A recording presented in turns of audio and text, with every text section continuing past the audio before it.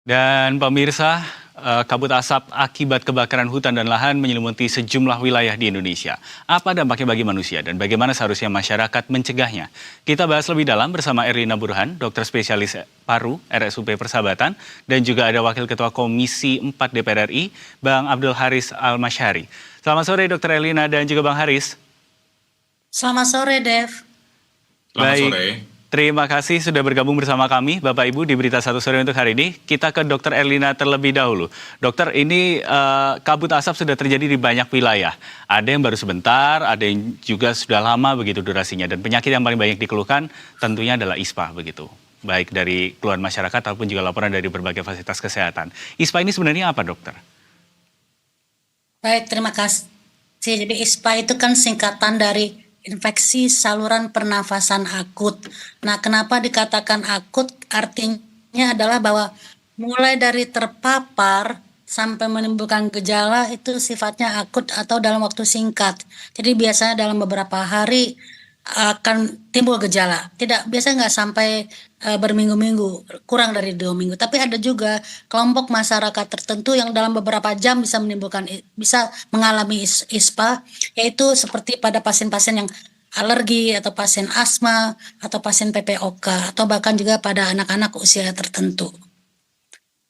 Baik, jadi ini memang berpengaruh terhadap saluran pernafasan begitu ya dokter ya, karena memang asap ini kan berdampak cukup signifikan pada saluran pernafasan. Tapi pertanyaannya kemudian, apakah ini hanya berhenti di situ, hanya berhenti pada saluran pernafasan saja, atau bisa kemudian dampaknya ini menyebar ke seluruh tubuh? Karena kan darah itu idealnya harusnya bawa oksigen ke seluruh tubuh. Tapi sekarang yang dihirup oleh masyarakat di wilayah terdampak ini asap begitu dominannya. Ya, baik Dev. Jadi memang manusia itu akan bernafas setiap saat. Dan yang kita butuhkan dari bernafas itu adalah oksigen. Ya, oksigen itu ada di udara. Nah, kalau ada kebakaran hutan dan lahan ini, itu akan menimbulkan udara yang tidak murni lagi atau tidak baik lagi. Bahkan ada kategorinya kualitas udara ini.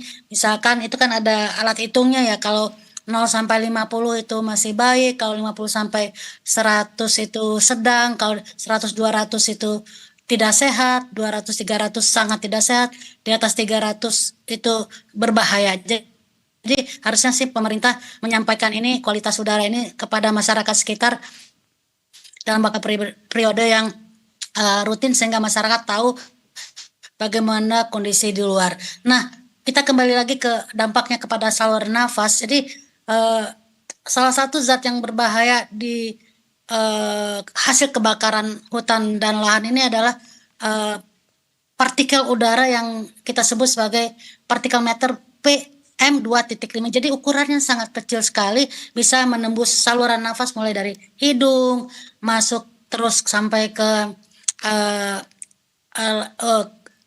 masuk ke saluran yang lebih bawah, yaitu ada ke faring, laring, kepada bronkus, dan sampai ke jaringan di paru-paru.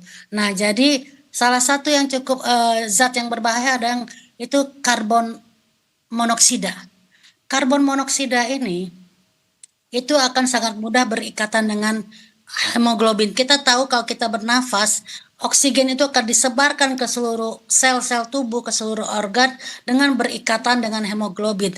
Tapi kalau banyak kandungan karbon monoksida di udara, maka oksigen yang terangkut oleh hemoglobin ini jumlahnya sedikit. Nah, kalau jumlah oksigen sedikit ke sel-sel tubuh, maka akan banyak menimbulkan masalah. Jadi biasanya sel tidak berfungsi, dan kemudian juga akhirnya tubuh akan mengalami kondisi-kondisi yang tidak nyaman, dan bahkan kemudian jadi sesak nafas, sakit, dan lain-lain. Jadi dampaknya cukup banyak dari saluran nafas atas ya, misalkan bukan saja terjadi infeksi, tapi mulai dari iritasi. Iritasi ini pada orang-orang tertentu itu akan cepat menimbulkan bersin-bersin. Lalu iritasi yang terus-menerus akan menimbulkan inflamasi atau radang. Nah, maka kemudian yang tadinya punya sinus jadi sinusitis, bisa kemudian faringitis, laringitis, bronkitis, bahkan kemudian bisa sampai terjadi pneumonia, ya. Nah, inilah kenapa kita harus waspada mencegah paparan ini jangan terjadi terus-menerus, orang-orang kelompok berisiko jangan sampai terjangkit dengan ISPA yang kemudian jangka panjangnya juga tidak ringan begitu. Baik, kalau begitu. Mencegah ini menjadi kata kunci begitu ya, supaya warga tidak terus-terusan terpapar asap, tapi masalahnya adalah karhutlanya sendiri sudah terjadi. Kita ke Bang Haris sekarang. Bang Haris, ini karhutlanya sudah terjadi, bisa dibilang kawasan yang terbakar juga sudah semakin luas. Kalau Anda dari DPR Komisi 4 melihatnya seperti apa untuk karhutla situasinya di tahun ini? Ya, terima kasih. Kita di Komisi 4, yang pertama tentunya kita prihatin atas kondisi karhutla yang hari ini sangat besar. Dan kami kemarin, pekan kemarin sudah gerak cepat untuk memanggil Menteri Kehutanan, rapat khusus untuk masalah karhutla. Memang ada beberapa hal yang tentunya kami sampaikan, anggota Komisi 4 sampaikan kepada Menteri Kehutanan mitra kami, bahwa kita berharap kebakaran hutan dan lahan ini secepatnya ditangani dan secepatnya diatasi. Jadi kita tidak berdebat lagi ini sebabnya bagaimana, yang penting sekarang bagaimana segera ditangani. Soal nanti kemudian penyebabnya atau kelalaian atau ada sengaja dan lain sebagainya itu kita serahkan pada aparat penegak hukum. Yang kemudian perlu kami sampaikan juga bahwa dalam rapat tersebut kami punya kesimpulan bahwa memang harus ada semacam koordinasi yang baik antar beberapa kementerian dan lembaga, karena memang melibatkan ada TNI, ada polisi, ada pemerintah daerah, kemudian LSM ataupun mungkin juga para relawan-relawan ini. Kita bahu-membahu dan kemudian kita minta Kementerian Kehutanan yang merupakan mitra Komisi 4 untuk memaksimalkan alokasi dana yang memungkinkan untuk segera menangani kebakaran hutan dan lahan di seluruh wilayah Indonesia yang terjadi di mana saja ada kebakaran hutan dan lahan untuk segera diatasi. Itu yang kami sampaikan dan kami menjadi kesimpulan rapat kami pekan yang lalu. Baik Bang Haris, tapi kan kemudian kita juga mendengar kemarin Presiden itu menyampaikan bahwa ada ancaman serius begitu untuk korporasi yang kemudian terlibat dalam karhutla ini jika terbukti nantinya sampai ke pencabutan izin bahkan. Anda menanggapi pernyataan dari Presiden ini seperti apa Bang Haris? Saya setuju dengan apa yang disampaikan oleh Presiden, bahkan di rapat tersebut juga kita sampaikan kepada Kementerian Kehutanan itu.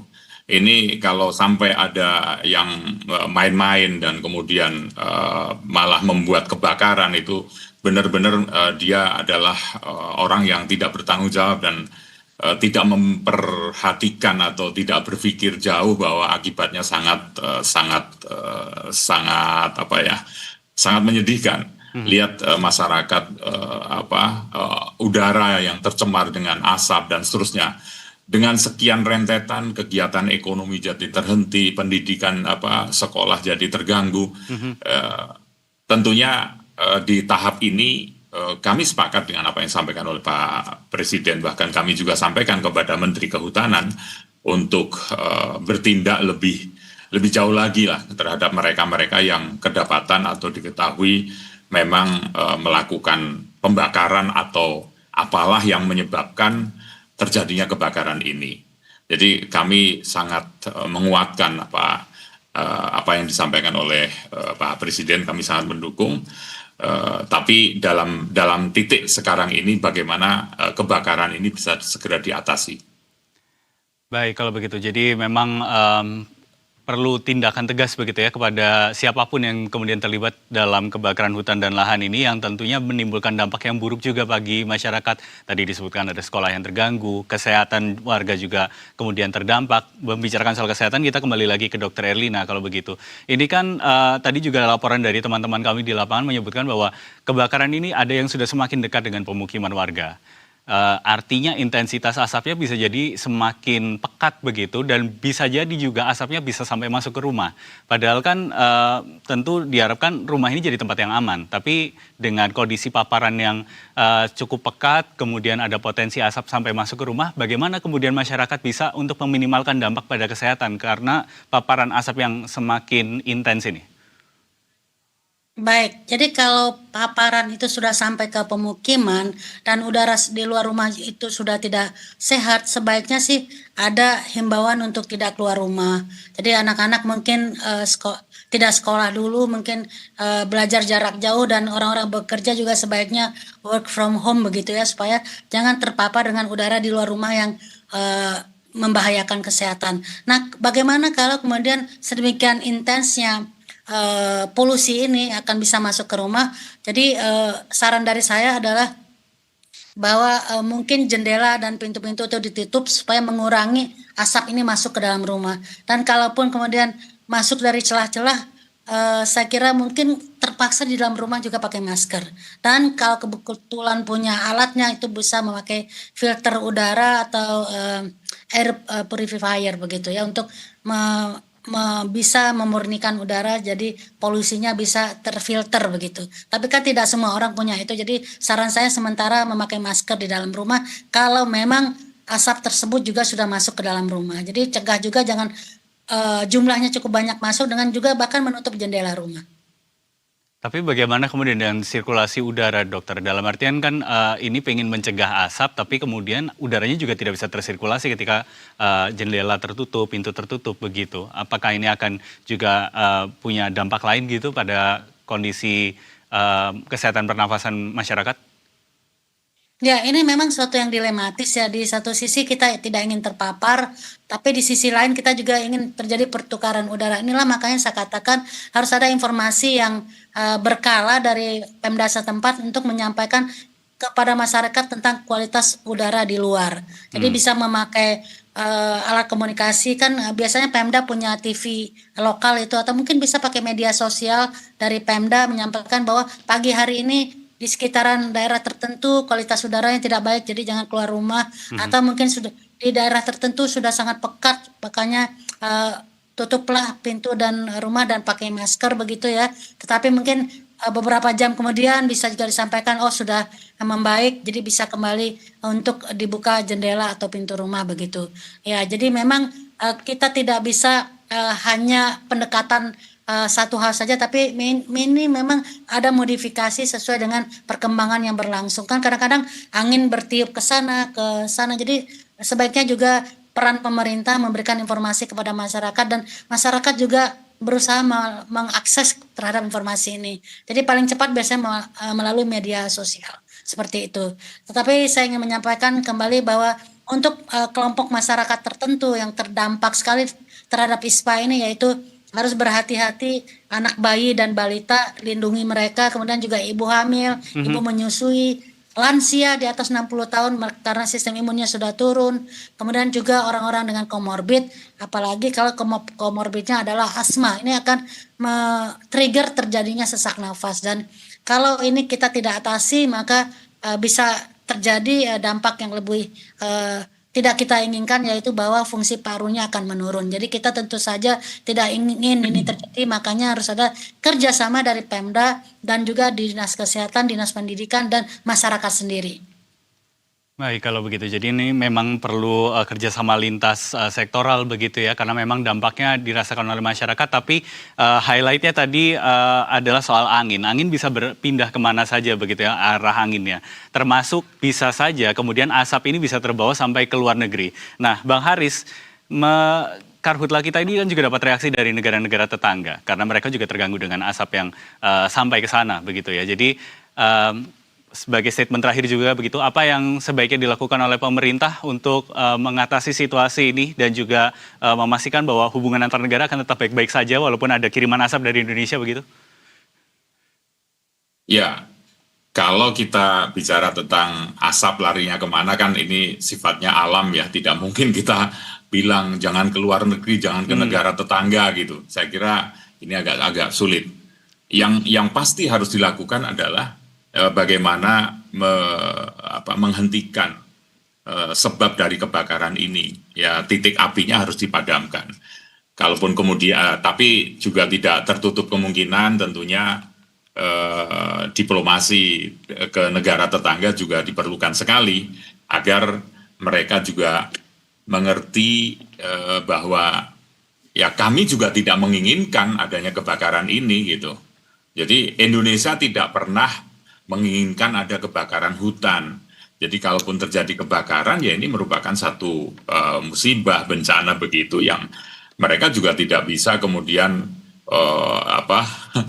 tolong asapnya jangan masuk ke negara saya itu. Ya, asap kan larinya sesuai dengan angin dan seterusnya.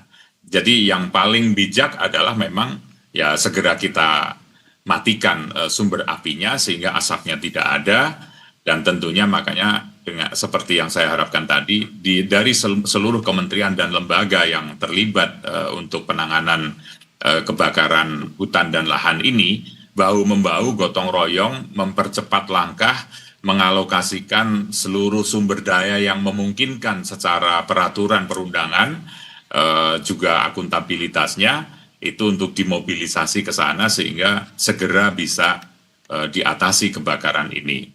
Nah, tentunya tidak melupakan diplomasi dengan negara tetangga.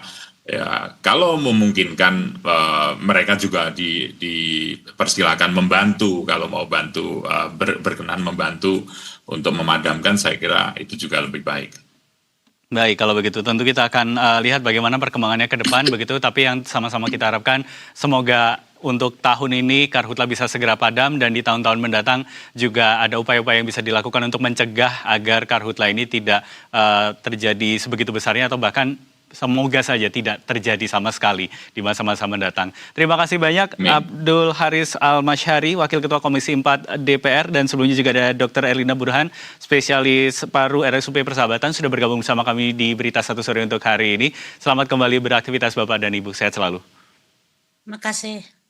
Terima kasih Mas.